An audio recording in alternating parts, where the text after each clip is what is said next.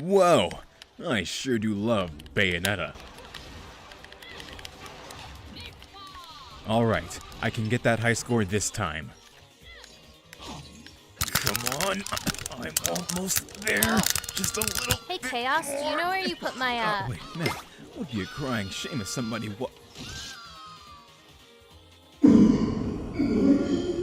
Wait, I know this looks bad, but Yumo, please. Yeah, whatever. This is really gross. I'm just gonna go.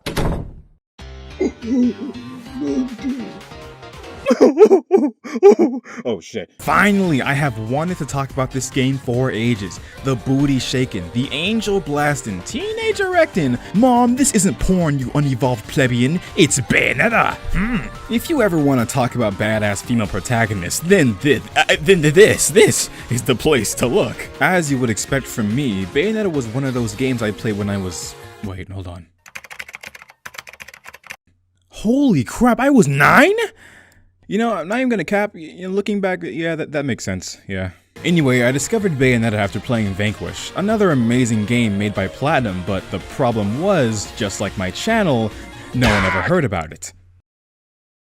Oh hey, then one day my sister comes home with a new game made by the same people and, well, Sega. Yeah, as a kid, I thought the only game Sega made was Sonic and other kid stuff. So when she showed me the cover, I thought, gee willikers, this game is gonna have some... Oh, jeez. Some amazing graphics! But I didn't really get to finish the game because of, you know, come on. So it wasn't until high school where I was actually able to beat the game. Where upon beating the game, let's just say I became enlightened. But seriously, Bayonetta is a classic, and is often regarded as sexy done right. And in this video, we're gonna look at some no. Let's chaotically critique- no, too cringe. We're gonna have to give this game a blowjob. Alright, fuck this!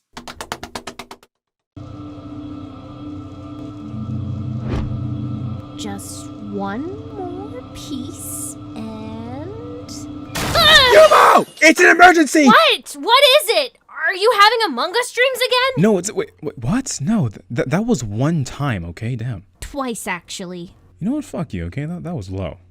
Nah, whatever, it's fine. I need you to... You know, do the thing, please. You must be kidding. No? Ugh. Fine. Yes! Thank you, Yumo! You're the best! Ugh. It's hard to imagine how this game was released 12 years ago. And despite how old this game is, there are still about 100 players who are playing this game right now. And that's just Steam, not including other consoles. And who could blame them? Bayonetta has cemented itself in the hearts of many players, whether it's due to its engaging combat, kick-ass music, some genuinely funny comedy, it's... Don't say it, don't say it, don't say it, don't say it, don't say it, I swear to God, don't fucking say it, bro. Graphics? Oh, thank God he didn't say titty. Or how over the top everything in this game is. Like, come on, how are you gonna tell me that a 6-foot-tall woman who uses her hair to summon demonic beings from the depths of hell isn't the sickest shit you've seen all day? But for the most part, people love this game for the witch herself. I know, what a surprise. And we can thank our Lord and Savior, Father Hideki Kamiya, for descending upon the heavens and blessing us with our 6-foot-tall witch. If it wasn't for him, we probably would have had, Bayonetta, the Sandwich Hunter? What the fuck is the script? But seriously, Kamiya gave us a character that genuinely stands out from the rest, which landed Bayo to be one of the best female protagonists in gaming. Or the worst one. We'll get into that later, but for now, let's take our eyes off those curves and onto this kick-ass character. Despite what insolent losers will tell you online, she is way more than just nice curves to look at. Bayonetta just radiates style, sass, and a bad bitch you don't want to fuck with. Her style and attitude is not only shown through the story, but also in the way she moves across the battlefield. At every turn, she is always finding ways to flex her dance moves while also destroying her enemies. And you know what else Bayonetta actually has? A personality. Jesus Christ, Yumo, how fucking hard is it to put? She is a character that exudes confidence, charisma, cockiness, and coolness? Is that a word? Whatever, the 4 C's that make a badass character. And the best part of all, she's actually funny. Yuddy. But chaos, that's impossible. Women can't be. Yeah, we aren't gonna make that joke today. I really don't feel like dealing with Twitter. As I was saying, her backstory is interesting. She experiences loss, kind of, and she shows emotion that makes her a well-rounded character. Yes, Bayonetta was designed to be a sexy woman. And by the way, Hideki, my man! You really know how to make a babe 6 feet tall, god damn! As I was saying, yes, the sexy philosophy of Bayonetta is kind of an important aspect of her. In the way she fights, in the way she talks, in the way she walks. Oh, bars! But the thing that some people do not understand is that if Bayonetta wasn't sexy, then she would be a boring character. Now wait, before you head to the comment section, hear me out. It also means excitement and appeal, and that's what Hideki was thinking of when designing Bayonetta. What makes her appealing is how much she stands out. We are so drawn to how outlandish and expressive everything Bayonetta does, because when you think about it, we really don't have another character like Bayonetta. What makes her exciting is her fighting style and how she summons literal demons with her hair. These are the things that play a big role, but people don't realize it because they're too focused on the assets. Then they forget that she's also caring. When you love something, never lose it. Understand, little one? You must keep it safe, close to your heart. Remorseful. But you can't escape me forever! And the many other traits that she shows throughout the story. Now, imagine if we remove all that. Now all Bayonetta is doing is making shitty one-liners and is stuck on the seduce setting. I think the nearest cliff would be a better use of my time. Like, people genuinely think that when we play games, it's like, me almost see the booby, I almost see the Gucci, me want to put my penis in the witch. Like, come on, really? Yeah, it's defined as sexy, but you know what is more sexy than that? This baby! Oh yeah! Crush that bastard! Yeah, I'm pretty strange, but that's what's really grabbing my attention. How she is always in control of the situation and dominates her enemies. Maybe she can dominate me. What was that? Nothing! So yeah, I found it a bit strange when I heard the controversy around Bayonetta. Like, is this not the definition of a strong, independent woman who doesn't need no man? Then I would go online just to see articles of how Bayonetta is the machinations of filthy men in the industry. Even though she was designed by a woman!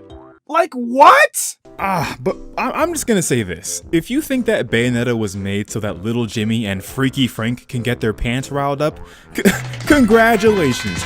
You just let me know that you didn't play the game. Because if you really played the game, you would instantly know why more people like Bayonetta than any of the blank slates in the Dead or Alive series. I don't know, man. I think it's real crazy because I don't see a single soul complain about every male protagonist we see that is either deadly, shirtless, buff, shirtless, strong, shirtless, sexy. I mean, buff, shirtless niggas that are ready to murder your families for XP. But God forbid we have a woman who does those things. Oh, that's where it becomes cutting, huh? Okay, this topic is cringe, lame, and let's be real here, no one really cares. So, let's move on with the story. Alright, for the sake of time, because goddamn this video was pretty chunky already, I'm gonna give you a quick summary of the whole thing. So, welcome to Chaos's epic storytime speedrun summary review. You play as Shadow, a lonely hedgehog on a quest to discover his past and gun down every black person, and it— Chaos, you're talking about a low-tier game, and, you're reading from the wrong script, so try that again. It appears I am reading the wrong script. Okay, in this game you play as Bayonetta and you are on your quest to discover your past and gun down white people. The game starts off with Bayonetta at her part-time job as an OnlyFans creator because ain't no way you're praying to God looking like that. Anyway, God tries to rectify this mistake and sends angels from the heavens. But luckily for us, Bayonetta has cutscene powers which allow her to one-shot enemies and stay in the air for 30 seconds. But you can't do that in actual combat, so this game is trash. Anyway, you break Enzo's car, save his ass, and now we're on a highway. Then all of a sudden a giant plane crashes through the sky and we are met with Mommy, Jeanne, and it's here where we find out how to do torture attacks. More exposition, and now we're on a train station. After playing a bit of Kingdom Hearts and sending more angels to hell, we meet Mommy again where she uses the power of flashbacks to get knocked the fuck out. After killing more white people, we now meet Luca. This suave and sexy man is trying to expose Bayonetta because he thinks that she killed his father. He always knows when she's around because of the way she smells. Damn, Luca, really calling her a musty bitch. Somebody get this misogynist out of here. Yada yada yada, dragon dies, yada yada yada. Oh, it's Mommy. We clap that ass and now we can turn into a furry. Hell yeah. After gunning down more white people, then suddenly a mysterious girl with black hair, red ribbons, and a British accent. Now I ain't gonna cap, now that's a mystery. I wonder who it could be. Now we play an escort mission because, yeah, that's fun, right? Ubisoft, this is fun, right? This is fun. More angel killing. Then the child gets kidnapped because, uh-oh, this Bayonetta is kinda saucy. Anyway, we kill the sus and now it's boss fight time. Now the boss is dead. Okay, now skip all this pointless garbage and... Jeanne, fuck! We clap that ass a second time, then it's revealed that she was actually Bayonetta's best friend all along. Now she's dead. We kill even more white people. Now we meet with the main man Baldur himself, who was actually Bayonetta's dad. And that kid is Bayonetta from the past. No way. And turns out Bayonetta didn't kill Luca's father at all. That's insane. Can you shut the fuck up? Jesus. Sorry. Anyway, we cap that nigga and take the kid back to her timeline. But psych! Time funky wonky donkey. Now Jubilee can be formed. Wow, I really wrote that. But wait, Jeanne is alive. Then fucking dies again. Now Bayonetta must kill God. Bayonetta weakens God and punches her so hard her soul leaves her body and gets sent to the sun. Suddenly Jeanne is not dead. Then both of you destroy rocks and game finish. Okay, now I know my summary was so good that you probably didn't understand. So I suggest watching these videos up here to get a more in-depth explanation. But the main thing I want to talk about is that whole time travel nonsense. So Baldur goes back in time and puts past Bayonetta in the present. But if he were to do that, wouldn't this mean Bayonetta would cease to exist? Wait, doesn't that also mean there are two Bayonettas in this world? Wait, what? Shouldn't that be a time paradox? What if Bayonetta was events of this time stop place, then put back in? What is even going on? Yumo, don't you mess with time? Help me understand this. Well, it's simple, actually. Approximately 10 hours later. Well, that was 10 hours of my life wasted. Thank you, Yumo. But besides all that nonsense, the overall story was okay, you know? There are some things that I wish could have been explained a bit more or given more attention to, but surprisingly, the animated film does a little bit of a better job contextualizing the entire narrative. You have things like Cereza and how the film shows you how she got there, instead of her just materializing into existence. They also flesh out Luca a bit more by giving him a lot more screen time, but not too much personality to where it strays from the games. And I really like what they did with Baldur. They ended up alluding to the second game's ending by telling us that he's under some possession, rather than some bumbling madman. Which is honestly some nice foreshadowing, and it shows that Hideki actually has his story all planned out. I also like how the film has a lot more downtime between the action. It gives the characters some time to mellow out and providing us with some tasteful, excellent fan service. And one thing that I like about the movie that is more of a personal gripe towards the game is how they actually show you Jeanne winning against Bayonetta, because it never really made sense to me how Jeanne, a person who has been training for 500 years, is getting her ass beat, booped, and bopped by someone who literally just woke up. I'm telling you bruh, main character privileges are real. The only issue I would have with the movie is that they kind of go a bit too much with Bayonetta's seduction meter, because some of these lines she says throughout this film is just... I feel it's an amazing rush of power. And power is such eternal. But yeah, overall, movie's pretty good. Okay, it's been about 13 minutes and I haven't even talked about the gameplay yet. So, how is it? 3 words. It's absolutely Smashing!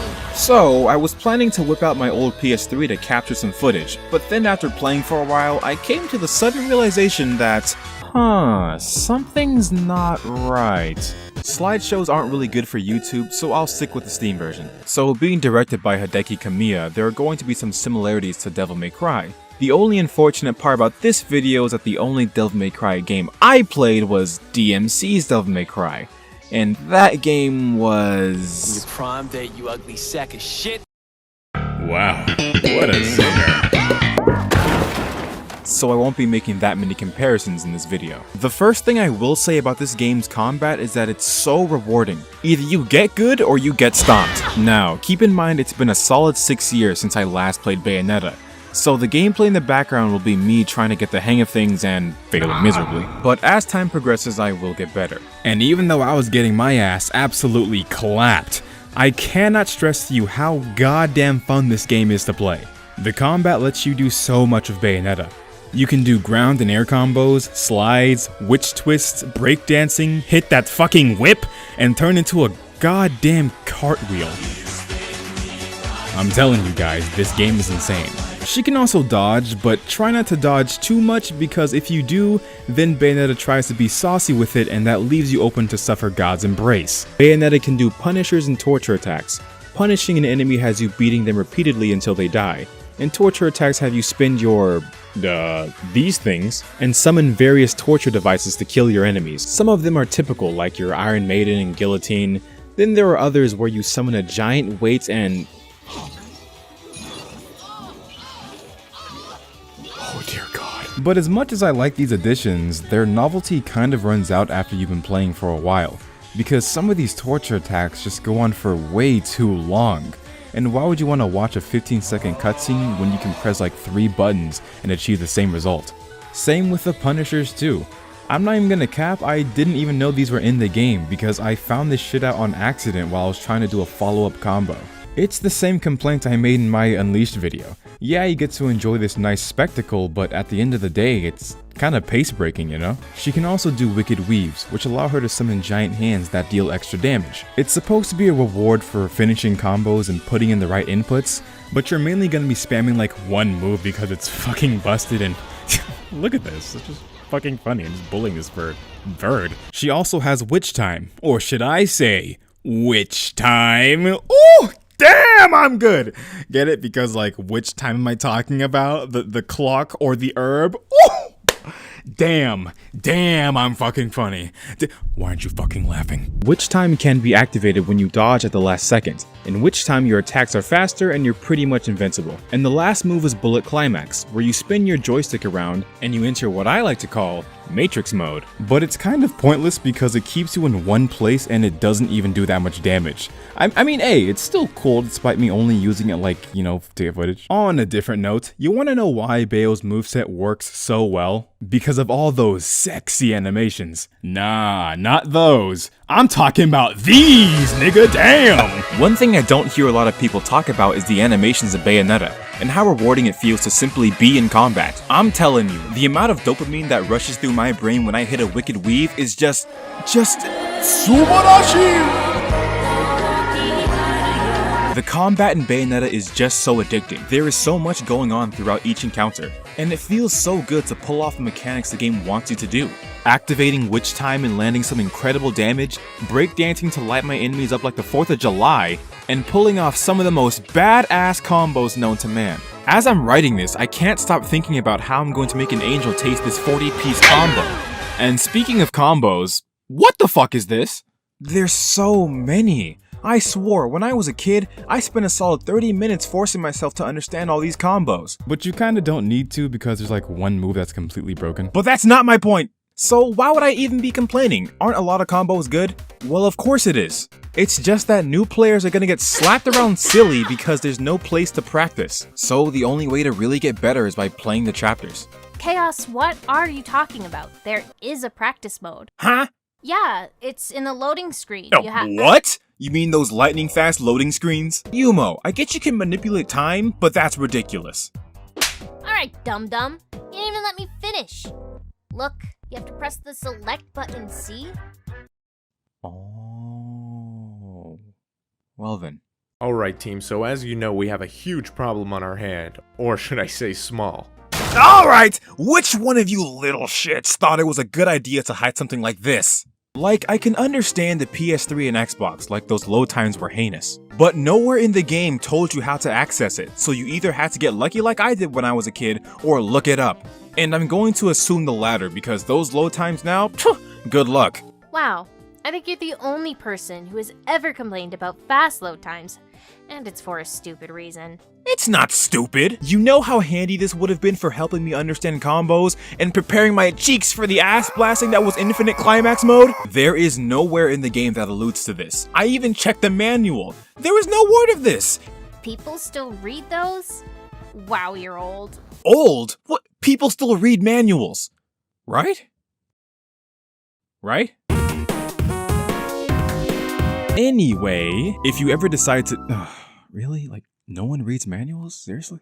If you ever decide to take your mind off the show of angels and take a second to admire the style of Bayonetta, you will quickly realize that there is never a dull-looking moment in this game. From places of mystery like the City of Deja Vu and the Isle del Sol. Same with the battles too. In the first chapter of the game, you fight angels on a plane as it's crashing into the ground in slow motion.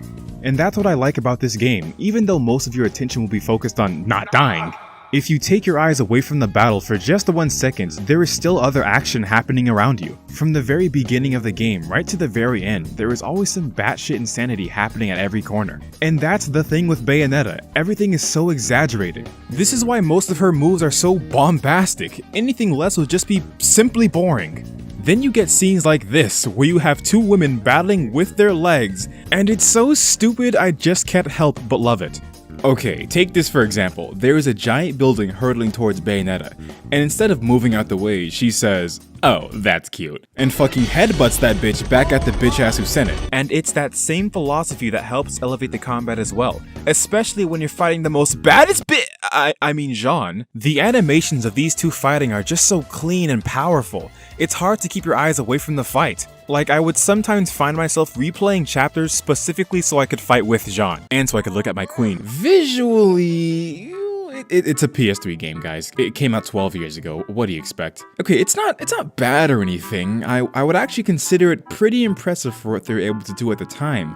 It's just that the same things that they pull off are the same reasons why I don't really enjoy how the game looks. Let's take the lighting for example. Like, it can look really great in some areas, like when you're first exploring Vigrid and some parts of the Alfheim portals. But then in some areas, particularly the Burning Grounds, there is this cutscene where Bayonetta does this spinny move, but then the lighting decides to shit itself and all of a sudden I'm being punished with the light of God. And while we're on the topic of the Burning Grounds, I also want to mention another nitpick of mine. It's these lava spurts they use. Bro, I'm not gonna lie, they look goofy as fuck. I'ma be honest, my first time playing, I couldn't tell if this was lava or Sunny D. Another thing that kind of bothered me was just the sheer amounts of reused assets in this game. It's not too bothersome, it's just that you find yourself playing the first 2 chapters twice. And to be fair, the second one is vastly different enough for me to consider its own level. But even then, the familiar locations make it feel more like padding than progressing through the story. I'm pretty sure you could get rid of these 2 chapters and nothing would change. And that very same thing applies to the bosses too. They will take these grand boss fights with interesting mechanics, then make them a common enemy that you fight in the world. And you know what the worst part is? You can visually see that these niggas are weaker because they chuck this disgusting set of green on the gilded bits. And I understand the intent, it's supposed to show you how much stronger you have gotten throughout the game, but quite frankly, it was the complete opposite for me. It felt like I hadn't gained any strength and the game showed pity on me by throwing these goofy green goobers to make me feel better. Just look at this comparison. I don't know, man. If you ask me, I think the gold bits make a huge difference. Alright, now the last visual component I want to talk about are like these slideshow cutscenes, which as a stylistic choice, I kind of vibe with. It really does fit the whole time and remembrance theme they're going with, which is pretty neat. Now, my issue stems from when they try to do these action scenes, and you can really tell that this was like the worst part of it because everything up until that point just turns to a bunch of MP3 files and grunts. Like, what the fuck is even happening? But when it's just 2 people spouting dialogue, it's fine. But that isn't really a compliment, you know? But you know what I don't have a problem with? I fucking love every single one of these characters. We got Enzo. Yeah, Enzo. But hey, we have Luca, who literally does buttfuck nothing for the entire story, except for one bit. But no, I really like Luca. He brings a lot of funny situations to the mix. Although I do find it a bit strange how he finds himself in the same location as Bayonetta. Like, I get that he's tracking her, but how the hell do you even get here? It's in like the middle of nowhere. We had to fall from the sky to get here. Come on, Luca, what are you hiding? You can't fool me. Okay, but the real reason I like Luca so much is because he says one of the best lines in the game. You didn't expect me to trust bitches. I mean, witches. Hold up! Based? And then there's Pimpalicious, Thugalicious, Steelio, Bitchalicious Rodin. Or should I say Morgan Freeman? I don't know, man. Rodin is just one of the most badass characters in this game. Calm, suave, sexy. Like shit, have you heard his voice? Don't break these, because they're one of a kind. Shit, I could listen to that all day. Guys, hear me out. I'm not gay, but he really doesn't do that much apart from selling you weapons. But whenever he does make an entrance,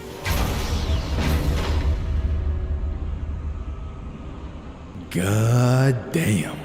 You see, not a single one of these characters are boring, and that even pertains to the writing of this game too. The writers just know how to land a joke, whether it's visual comedy or through dialogue.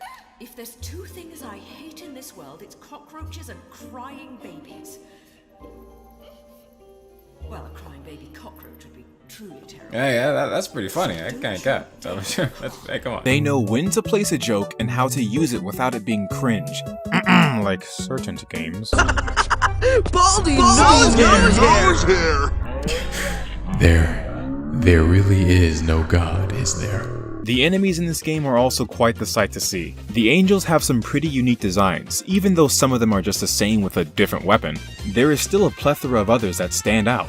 Like these stingray dudes, they're pretty cool, and really annoying. These eccentric angels? And now you have... What the fuck? Okay, you're telling me that heaven has whips now? Like, how does that even work? These things are alive too. What purpose do they even serve? Okay, like some of these enemies I can give a pass, you know? But you're telling me that they got a fucking car for an angel? Well then shit. Let me find out that God is driving a Lamborghini. Alright, let's find out. Whoa there, it's just a joke, Yumo. Wait, is that my uncle? Huh? What? I'm alive? Sorry.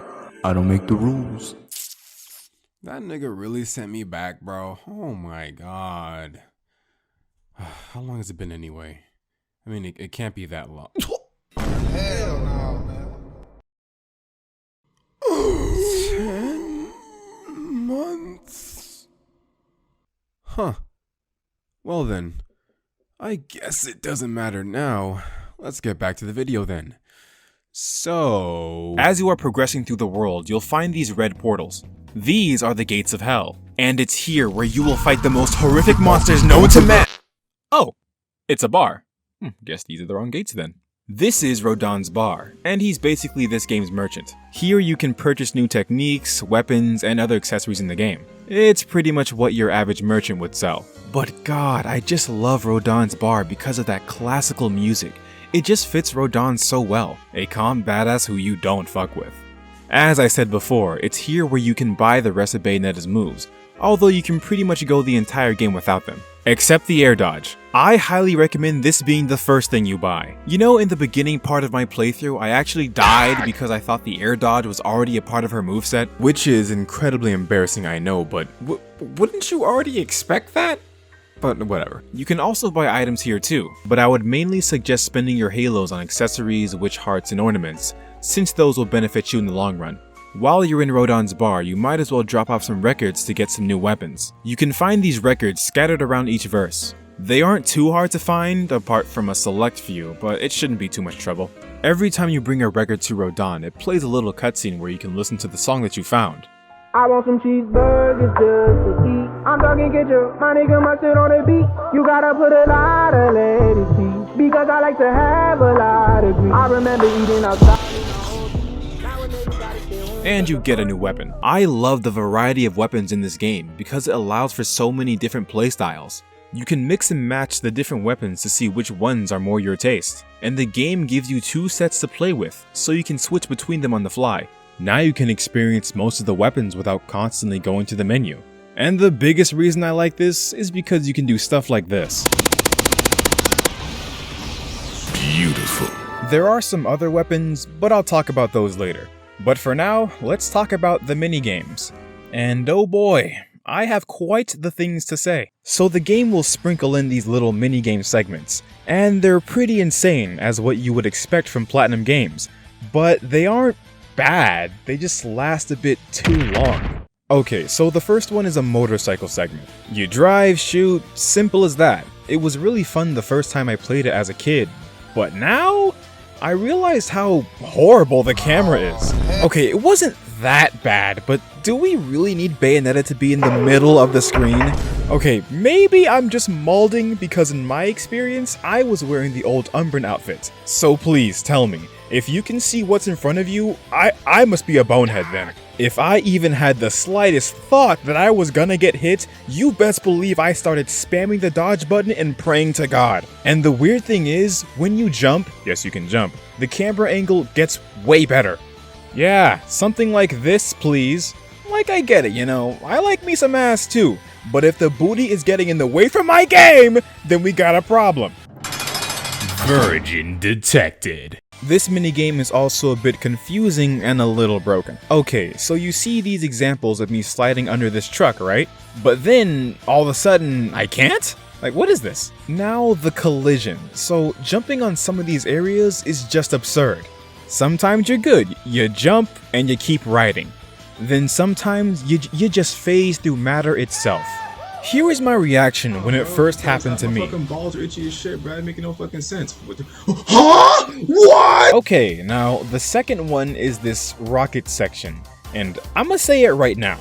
This mode blows.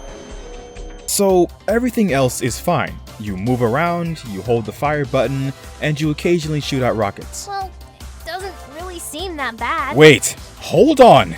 You didn't let me finish. For some ungodly reason, in order to have the most immersive experience in our game, let's rotate the entire camera when dodging. So now, every time you want to dodge, you have to experience this mess. And on your first playthrough, you're going to be frantically dodging to not get hit, which leads to moments like this. Oh god. Okay, cut to the next clip. Ugh, like, I don't understand who thought this was a good idea. Like, maybe if these were actually fun, I could get behind them. You don't even really have to shoot anything. You can literally just dodge throughout the entirety of the mission. Except the boss fights, obviously, which, might I add, are just as riveting as the rest of this mess. Oh, and I really hate this level so much because the music goes so hard, and I have to play this nonsense to hear it.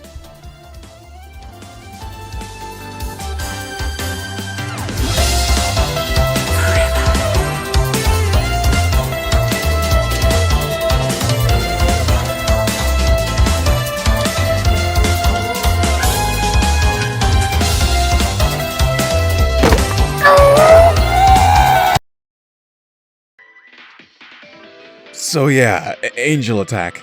This minigame occurs after every completion of a chapter. It's an arcade-inspired shooter where you basically have to shoot the angels to score points. You get the most points by hitting them in the head, shooting them quickly, and you get double points by hitting these small guys. You will always start with about 5 shots, I think? But if you find these golden bullets throughout the chapter, you can increase the amount of shots you have. Once you complete an angel attack, you can spend your points to get some items, or exchange them for halos. And yeah, that's pretty much it. It's a neat mode. I will say the shooting was a bit hard to get used to my first time around, but now that I got the hang of it, I'm pretty much a legend. Like, just take a look, fellas. The footage doesn't lie. Ooh! They don't call me the god of guns for nothing. Nobody calls you that. Silence, woman! My mom does. Yikes. That was hard to listen to. And speaking of hard... Normal mode offers just that right amount of challenge, aside from a couple spikes in difficulty. But overall, it's a great mix of enemy variety and density. And once you beat that mode, then you hit brick wall. Oh, wait, I meant hard mode. I said brick wall because that's what it feels like I'm hitting with the ridiculous amount of super armor these niggas have. And no matter how many times I hit them, they just won't flinch! Just flinch! The only thing hard mode really changes is the amount of damage you take, some new enemy placements, or replacements. But in all honesty, hard mode wasn't really that much of a challenge. It could have been because I already played the game before, so my skill came back pretty quickly. But you know, as expected from a nigga like myself. You know, one of the best Bayo players in the world. Don't believe me, you say? Take a look at this, peasants. Not a single stone in sight. Ha! Hey, what's that right there? Ow! Now, I know I mentioned this already, but before we get on with non-stop climax, let's talk about some... Once you play the game on normal difficulty, you get access to the handguns. A purely cosmetic weapon that actually does less damage than the Scarbo and Fair, so if you want to use it, by all means. You also get the Super Mirror, which allows you to change your appearance, and I would talk about the costumes, but let's be real here. The only good costume is the old Umbran outfit, and if you don't agree, well then you have an extra chromosome. So yeah, you're gay. Some other unlockables are the Bracelet of Time, which you can unlock by beating the game under 3 hours. It's pretty easy to get, and once you get it, you can activate Witch Time whenever you want. It's really good if you want to get some more added damage, and getting rid of some particularly annoying enemies. Jeanne.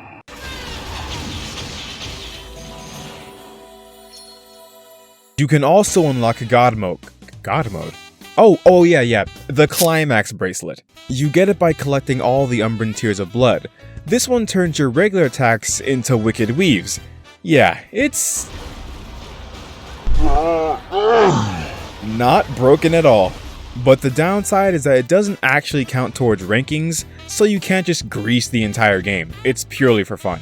Now we have the Eternal Testimony, an item that recharges 2 bars of your... oh fuck, what was it called again? And you get it by obtaining half of the Umbran Tears of Blood. There are 4 other weapons you can unlock, but they're not too interesting to talk about, and you get them by completing the difficulties. Pretty easy stuff. But there is one weapon that truly stands out from how absolutely ridiculous it is to get! The Sci-Funk. This weapon requires you to beat 100 chapters. Okay, just to put that in perspective, there is only 16 chapters in the entire game. So, if you look at these calculations, if you want these super secret weapons, you would have to complete the entire game 6 times. Obviously, I said, fuck that. So, I did what any sane human would do and equip the Climax bracelet and do the first chapter over and over again. Thank God those count as completions. I sat there for 5 whole hours as I could feel the game sucking every last drop of my soul and draining me of my happiness. I could imagine those bastards at Platinum thinking, alright team, our players, they're enjoying our game a bit too much. How do we stop that? Any ideas? Well, my nigga, I mean, sir, I think we should add a new weapon. Okay, go on. Then we make the players do 100 chapters. Oh my god, he's alright, my nigga, you're on to something here. Go on. Then, this is the best part. The weapon will be trash. It will not be viable. It will be a waste of their time. Oh my goodness, that is the best idea I've heard all day. You, my friend, deserve a raise. Everybody, clap. Damn, bro.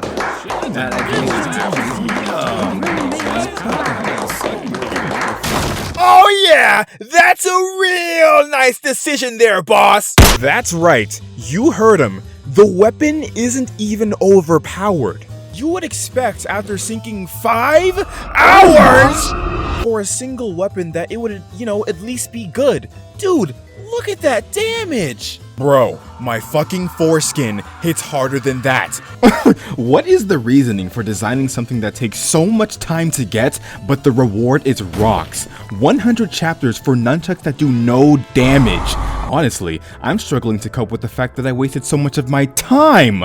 Fuck! You know what? That's it. Yumo, get my gun. Where's the orphanage? Okay. Let me calm down. The weapon is fine. It's mediocre. It does have a lot of hit stuns, so you can use it to rack up a lot of small damage. Yes, the weapon is cool, and I love the animations and how Bayonetta goes. But 100 chapters? Really?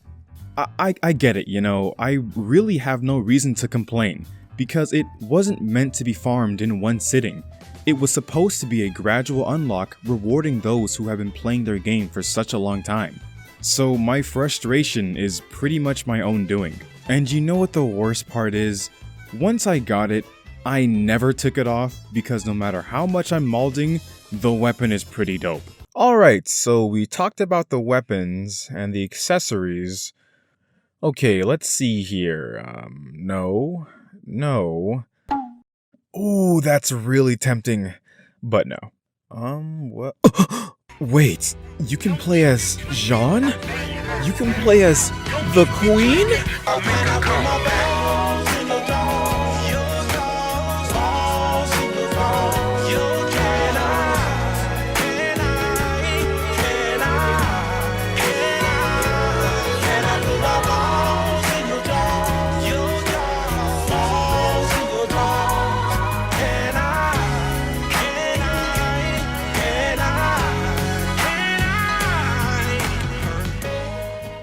I'm sorry for that, fellas, but I'ma just say it right now. Any woman with white hair, ooh, an instant babe. Really? Well, thanks. Cringe! There we go. So yeah, as soon as I found out that you could play as Jeanne, better witch, by the way, you, God motherfucking, you! Best believe I spent my entire playthrough with her. Like, I don't know, fellas. I really can't explain why I prefer Jeanne without sounding like a freak. But look at her. It's something about bitches with short hair. It awakens something within me. It turns me into a goddamn dog. And then I found out that she's a part-time teacher. Like, bro, what school do you teach at? I'm trying to get punished. Okay, I'm done. I'm sorry. I'm done. Okay, so you can unlock Jeanne by platinum ranking the entirety of normal mode, which honestly wasn't too bad. Until I was right back at the missile level again, where I finally realized that life is actually just a cycle of never-ending pain and misery. This level is ridiculous because it's so long. Like my penis. But Chaos, what do you mean? It's only a mini game. Wrong. All of you are wrong. Right after this, you have to fight Jeanne. And if you were to look past my jokes and funny business, you would know that she's an actual thorn in my side. Wicked weaves, counters, and a button mashing event that I always lose. No! No, man! Oh my... That's right, bitch. What? There's more? No! What? So now you're telling me that I have to deal with motion sickness, barely see what's happening on my screen, and fight the third hardest boss in the game without taking more than 300 damage? Nigga, why? But it was worth it. It was so worth it.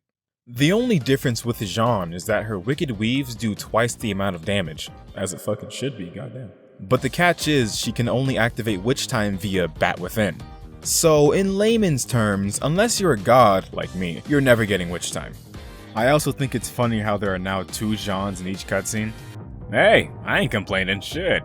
Also, remember how I said I would talk about Infinite Climax? Yeah, so this mode, Infinite Climax mode, I'm starting to think this mode is, can I finish my... Infinite Climax? More like infinite torture. I'll tell you, man, Platinum Games, you really know how to make a man suffer. Dude, what? If you thought that fighting walking stones was hard, how about fuck you, no more witch time, you little bitch. Congratulations, now that shred of hope you felt by activating witch time has now been grinded into dust. You know, it's not even the fact that you can't slow down time anymore, it's because they spawn these little bastards every chance they get. Grace and Glory, probably one of the most annoying enemy types in the game. They are so fast, so obnoxious, they do so much damage, and they always come in pairs of 2 or more. So now I'm constantly clenching my cheeks because I think that every battle is going to contain these little fucking monsters. Oh, finally, some breathing room. Why Platinum? Why Platinum? Why Platinum? Why? Speaking of Platinum, after that massacre, I decided to purchase a Platinum ticket. Buying this allows me to fight Rodin, and I'm just gonna play these clips and you'll get the gist of it. Jesus! Anyway, what? That hit me. Wow. Wow. Look at that, guys. You see that? My health is gone.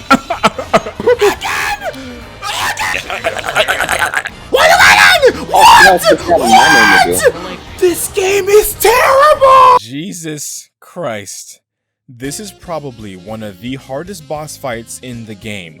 Rodin simply does not give a fuck. This man deletes your health faster than I can say Fuck, man, these attacks, they do so much damage. Like, look! I got hit once and I'm practically already dead.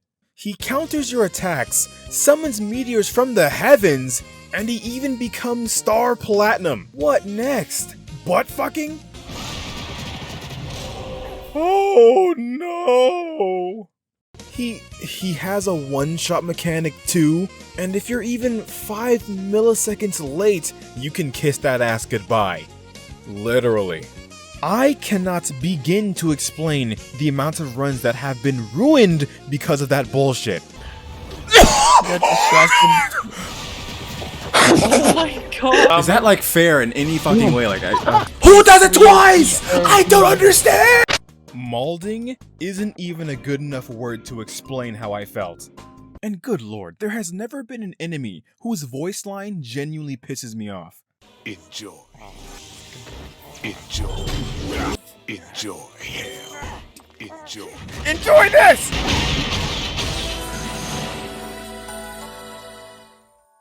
That's right, you little bastard. Hey, I don't want to hear none of y'all say anything. A dub is a dub. He was beating my ass. Those one-shots were pissing me off, and I was sick and tired of hearing enjoy. But thankfully, the weapon is actually worth it. You get Rodin, 4 rings that allow you to use all the angel weapons, and it's just as busted as you would imagine it to be. The angel weapons are already overpowered, and just look, I used the weapon and poof, they're just gone, deleted. You know, a fitting reward for fighting the hood version of death.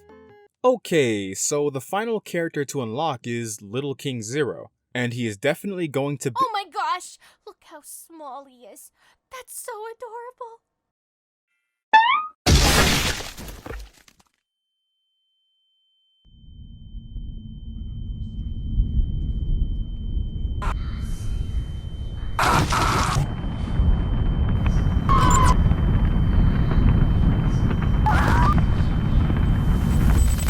Okay, so the final character to unlock is Little King Zero, because it requires you to complete the last chapter, Angel Slayer, which you get by completing all the Alfheim portals. And I'll tell ya, you better come prepared because Angel Slayer, it's pretty hard.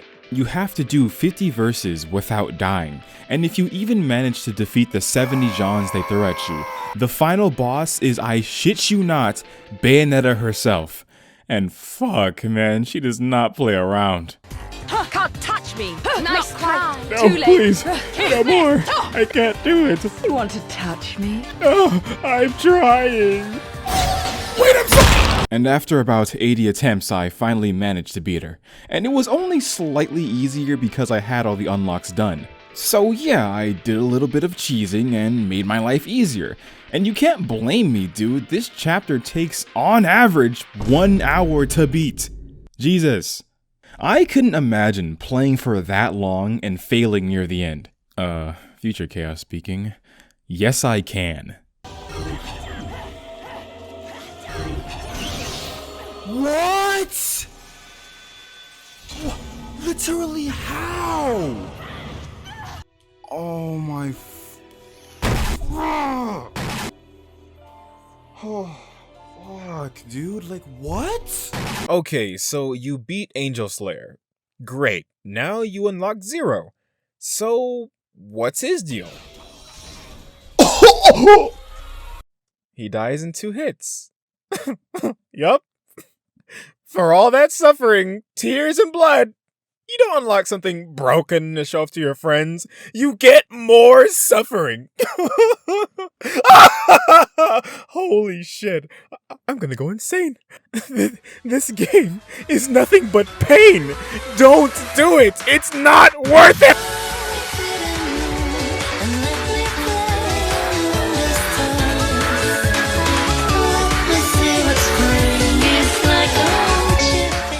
Alright, this is me from the future. I'm gonna keep this short. Thank you for watching this video. I really appreciate it. You made it through. It means a lot. And this is probably going to be the last, long form video for a while. At least not 50 minutes, like max 30. But we're gonna be moving more to short form content, which will be like 10 minutes long. But yeah, thank you again. I have a Patreon. I do give free hand jobs over there. They're free. Like, come on, hey, they're free.